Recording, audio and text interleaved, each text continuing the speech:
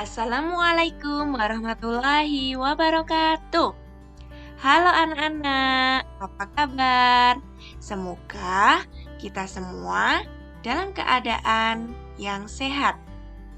Pada kesempatan ini, kita akan belajar tematik tema 1, subtema 1, pembelajaran 1 tentang perkembangbiakan tumbuhan secara generatif.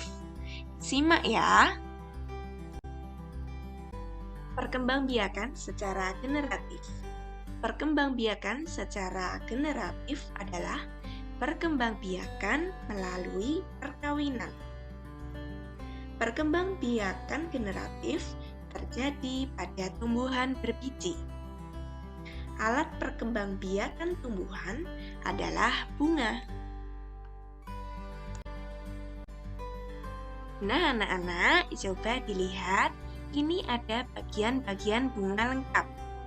Di situ terdapat mahkota, ada kepala sari, ada benang sari, kepala putih, tangkai putih, ada kelopak bunga, ada bakal biji, dasar bunga, dan tangkai bunga. Bunga yang lengkap mempunyai alat perhiasan bunga yang terdiri dari kelopak bunga dan mahkota bunga. Ada alat kelamin bunga yang terdiri atas benang sari atau alat kelamin jantan dan putih alat kelamin betina. Benang sari merupakan alat kelamin jantan yang terdiri atas tangkai sari dan kepala sari. Putih merupakan alat kelamin betina yang terdiri atas kepala putih, tangkai putih, bakal buah, dan bakal biji. Perkembangbiakan tumbuhan melalui perkawinan selalu diawali dengan penyerbukan. Penyerbukan atau persarian adalah peristiwa jatuhnya serbuk sari di kepala putih. Jenis-jenis penyerbukan. Jenis penyerbukan ada 4. 1. Penyerbukan sendiri, yaitu apabila serbuk sari jatuh ke kepala putih itu sendiri. Bisa dilihat gambar di sampingnya. Itu merupakan contoh penyerbukan sendiri. Yang kedua, ada penyerbukan tetangga, yaitu apabila serbuk sari jatuh di kepala putih bunga lain yang satu tanaman. Bisa diamati gambar yang di sampingnya. Itu namanya penyerbukan tetangga. Yang ketiga, penyerbukan silang, yaitu apabila serbuk sari jatuh di kepala putih bunga tanaman lain yang masih satu jenis. Bisa dilihat pada gambar di samping. Itu merupakan penyerbukan silang.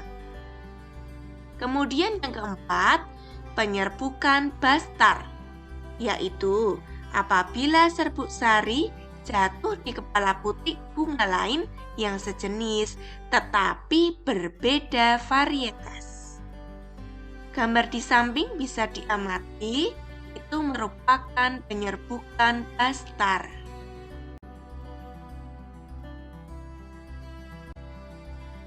Proses penyerbukan. Bagaimana proses penyerbukan dapat terjadi? Apakah benang sari bisa jatuh sendiri di kepala putih? Ternyata tidak.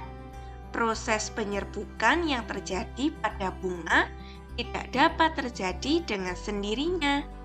Penyerbukan pada bunga dapat terjadi karena bantuan angin, air, hewan, atau manusia.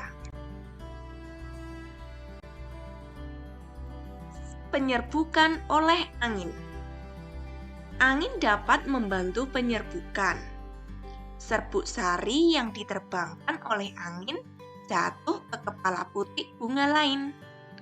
Lalu Ini merupakan ciri-ciri bunga yang penyerbukannya dilakukan oleh angin, yaitu 1. Mahkota kecil dan tidak berwarna mencolok. 2. Serbuk sari banyak, kecil, dan ringan. 3. Tangkai sari panjang. 4. Kepala putih besar dan berbulu. 5. Tidak memiliki kelenjar madu. Selanjutnya, penyerbukan oleh hewan. Penyerbukan oleh hewan dapat dilakukan oleh serangga, kelelawar, burung, dan bekicot.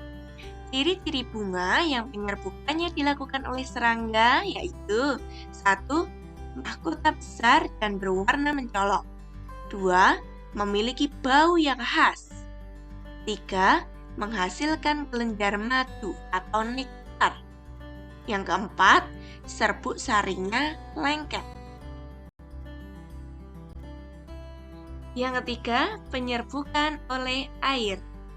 Pada saat hujan, air yang jatuh dapat mengenai serbuk sari. Serbuk sari yang jatuh dapat mengenai kepala putih sehingga terjadilah pembuahan. Selanjutnya, penyerbukan oleh manusia. Manusia dapat menghantarkan serbuk sari ke kepala putih. Contohnya, ada tanaman vanili. Pembuahan.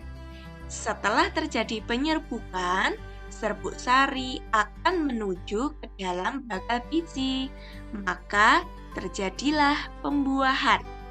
Pembuahan adalah peristiwa peleburan antara sel kelamin jantan dan sel kelamin betina sehingga terbentuklah zigot. Zigot akan berkembang menjadi biji yang merupakan calon tumbuhan baru.